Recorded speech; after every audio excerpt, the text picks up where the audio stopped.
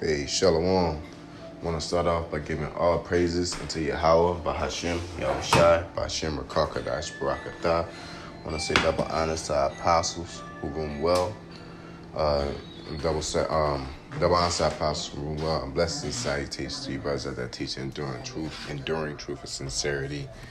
Also, I want to say blessed salutations to you women and the weed amongst tares that follow the truth and sincerity in these dire times. I just want to go over a quick hit, just something that was on my spirit for me in particular that I wanted to share with the congregation, share with those who are watching, mainly for the believers. Okay, and I want to read this scripture coming out the gate. It says, Romans 8:24, it says, "For we are saved by hope, but hope that is seen is not hope. For what a man seeth, why do we yet hope for? But if we hope for that which we see not, then do we with patience wait for it." This is talking about salvation. The situation I went through is that, the brothers came up with an idea to help the congregation, help all of us become better men in the Lord, better men, period. And, me, myself, being honest, I showed some hesitation because I didn't understand it. But in retrospect, I got in at a decent time and joined in and moved with the wave of the brothers. But the conscience still bear witness with me to say, you been had the chance, and you should have done it at a certain time, right? And a lot of things that were taken away from it as far as, the respect of who I want to be presented as when it comes in regards to faith and trust in a brotherhood. Because, just for me, I can say I love the brothers all I want, say I trust the brothers all I want, and the brothers all I got. But when the brothers present opportunities and things like that, I should, keep the same energy. You know what I'm saying? And I'm saying this because it goes to all brothers. It's easy to talk that big talk. It's easy to talk that I die for my brothers. We all we got. We do this and we do that. But would you really? It's easy to say. It's easy to. I'm not saying that your brothers are saying it just to be saying it to be down. But it's easier said than done. You always gotta examine yourself, whether you be in the faith. You always got to examine your virtue, examine yourself, period. From your virtue, your kindness, gentleness, your forwardness, just your righteousness, period. And examining, how you conduct yourself. And really under crunch time and under high impact situations, you'll know who you truly are. And when the Lord puts you through that opportunity and show you, for me in that particular specific situation, He put me through and showed me, look, you ain't really got as much faith in a brotherhood as you say or that you believe you do. Because if you did, you would have did this when it first happened, because the same proposition came and made just as much sense as it did later. And I just had to see another brother do it and say, oh, okay, it is cool. That's disrespectful to the other Akim. You know what I'm saying? So this is my experience. Now, I'm sharing my experience because there are situations where brothers, the Most High, be leading brothers to tell you and put you in a place and spirits or angels will walk up to you. And you can't just have to make it make sense to you all the time. The spirit got to make sense to you. You got to get in tune with your spirit. If you ain't in tune with your spirit, really you ain't shit out here, because Esau got so much sorcery that it'll throw you off and make you think things that are fake is real and things that are real is fake, such as Yahushai and Jesus.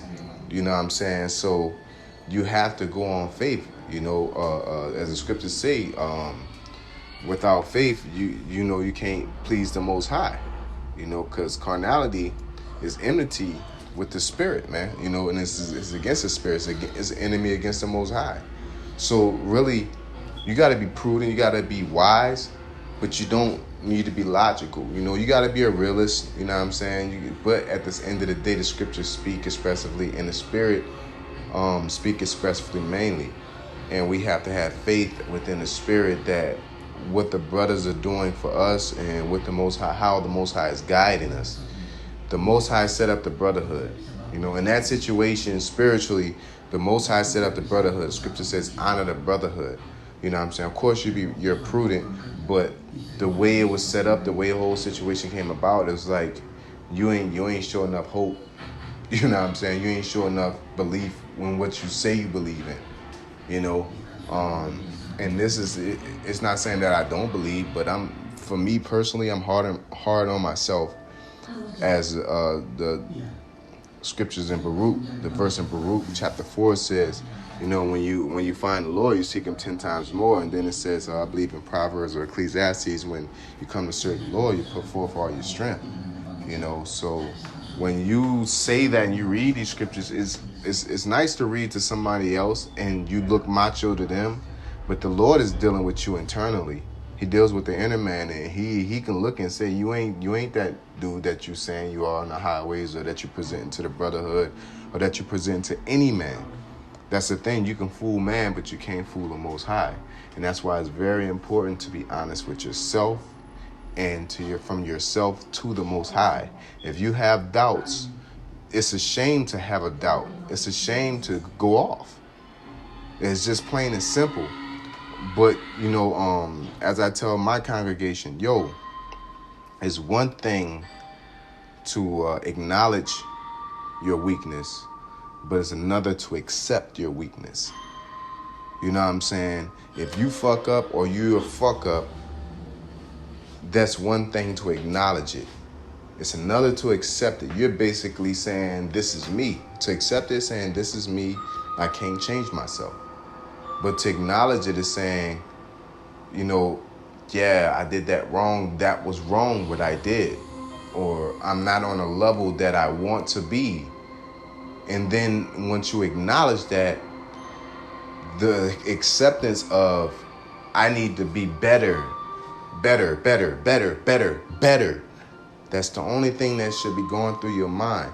Yeah, we fail. Yeah, you gotta be better. No matter how much you fuck up, you can suck ass. You can be the shittiest person in Israel.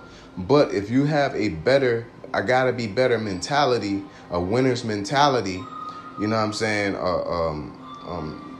A positive energy about yourself when it comes to getting better, you have no choice but to get better. There's many corny sayings that are out there. If you think negative things happen, think good things happen. It's not straight cut down, slice and dry like that, but it is.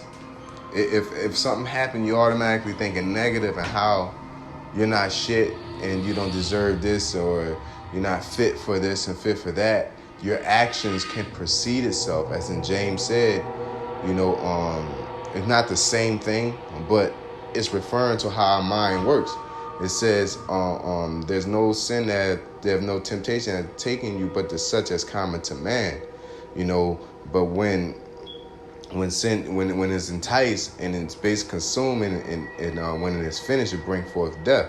Basically, the thoughts that come into our minds, we're not impervious or we're not invincible to Satan's devices. We're not invincible to Satan's attacks. And Yahweh Shai, by Satan attacking Yahweh Shai, that proves that nobody is exempt from his attacks. The scriptures say that he walked around roaring as a lion, seeking whom he may devour. So we're not exempt from his attacks. So to go out into the world, or to wake up and to say, be high-minded. I ain't saying confident, but high-minded, to say Satan ain't gonna do me nothing. I got this, blah, blah, blah. It's foolish. You know what I'm saying? But at the same time, to be to sit there and say, I ain't nothing. Satan wins every time. That might be me. I might not be fit for this. That's a foolish thought in itself also. You gotta have balance. You gotta know, look, I don't do everything right. And I gotta find out everything I don't do right and fix it. And grow and get better and strengthen myself. You know what I'm saying? Get better, get better, get better, get better. You know, you should never lose that drive. When you do something good, you should never be content with that. It's not enough because we're not out of here. You know, like, you know, I forget the brother that the brothers in D-Town referred us to, and he was talking about celebrating. Like, Jake, celebrate too early. When you win, or you win that you won the battle, but you didn't win the war. You won the battle. You out there tootsie rolling, doing a victory dance. You drinking yan, you popping bottles. Chill, yo. Enjoy yourself, but don't. Too much of anything is too much of anything. You know what I'm saying? Too much of anything is just, you just tripping. You bugging. Balance yourself. Yeah, you get your off day, you chill. But that don't mean you don't read at all that day. That don't mean you just go wild out and do this and do that, because it can create a bad habit. You know what I'm saying? So I say that to say, you know, the Lord puts out these scriptures for us. The Lord puts brothers out there. The Lord puts angels out there.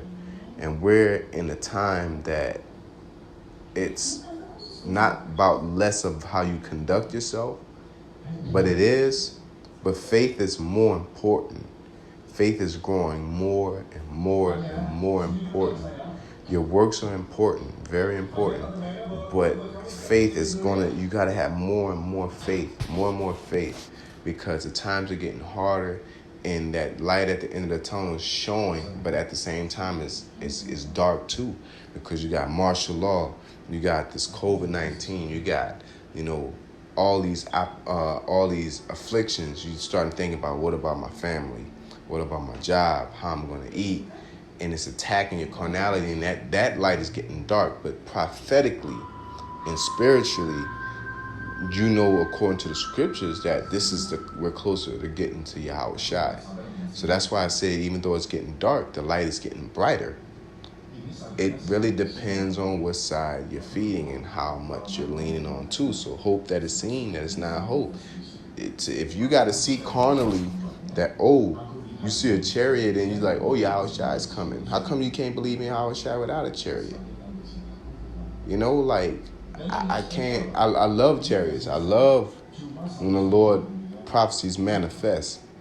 But for me personally, it aggrieved me to have to rely on that as a signet that I'm doing the right thing.